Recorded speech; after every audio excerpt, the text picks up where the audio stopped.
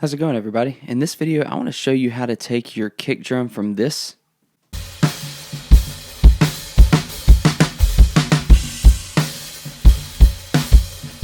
to this using just a few simple compression moves.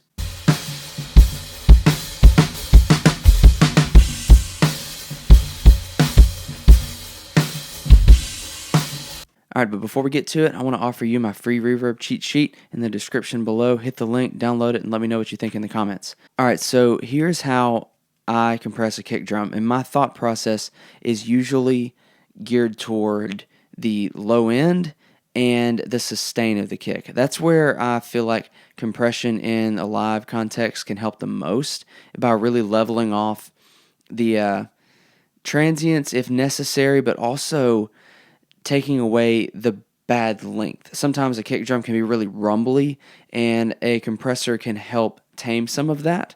So here's what I do. First, I will over-exaggerate the compressor and dial in my attack and release to the point that I feel like it's working together so that I can really hear what's going on, and then I'll back it off to the point that I'm knocking off just a few dB, and then I'll add back just whatever I'm losing in makeup gain at the end so that I can hopefully just have a more consistent, balanced tone. So let's do that.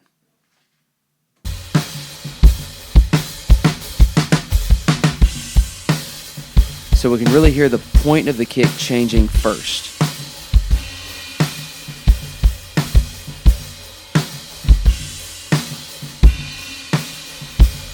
So if we dial the attack up, we can hear that the point of the kick is right back out there.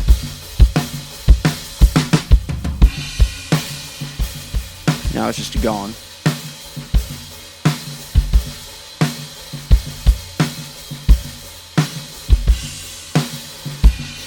Another release.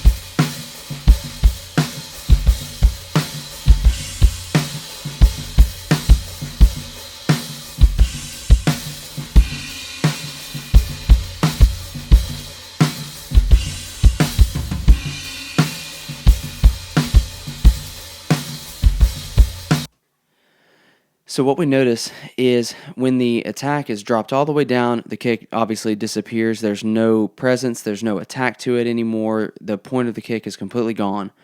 And all we're left with is the release, the tone, the length of the kick. And if we dial the release all the way back, then we're left with too much length on the kick. There's too much tone that's coming out. And then if we dial the release all the way up, then the opposite happens, that none of it ever is able to come out. And so I find that just trying to find that balance where it works with the actual tone of the kick, you're not just putting a preset on it. You need to compress specific to the drum, the room you're in, the microphone you're using, the drummer that's drumming, the tempo of the songs. Now, don't go changing it the whole time, but just the general style of the drums being played plays a factor as well. So I found that on this one, the attack at 30 milliseconds allowed the point of the kick to breathe a little bit, to cut through still and have that presence.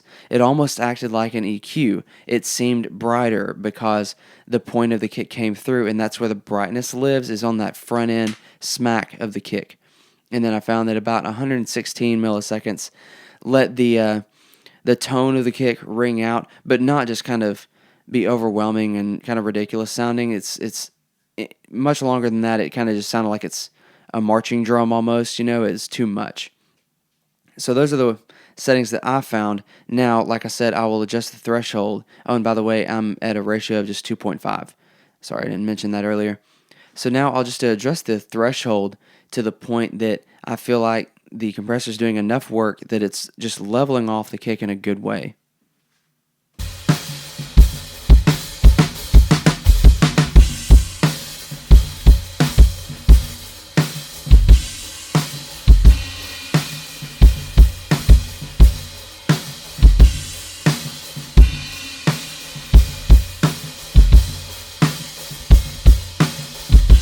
So I feel like about, 2 to 3, maybe even 4 times, I don't know how hard he's going to hit it. Gives a solid foundation, we can see that the compressor's being pretty consistent each hit. Off.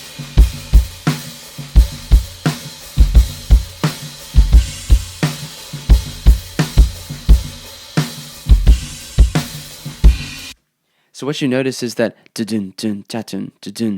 whenever we have those, it's not a ghost note. I don't know what you'd call it. I'm not a drummer, but those, the quicker hits there are more consistent. Whenever the compressor's off, that first hit isn't as powerful as the second, and so this allows it to all just sit well together and really tightens up the signal in general and allows the drums kind of to breathe together some. So yeah, again, hit the link in the description and download that cheat sheet. Let me know what you think, and I'll see you guys in the next one.